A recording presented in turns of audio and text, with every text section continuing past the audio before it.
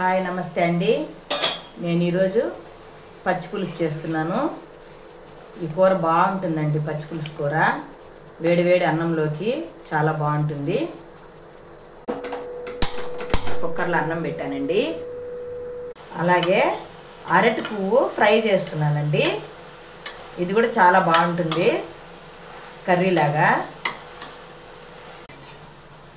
అరటి పువ్వు కూర కూడా వీడియో పెడుతున్నానండి మీకు. అలాగే పచ్చి పులుసు కూడా వీడియో పెడతాను చూడండి.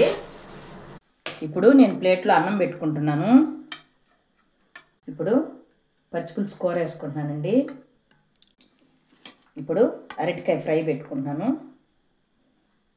ఇప్పుడు ఎలా ఉందో తిని చూసి చెప్తానండి.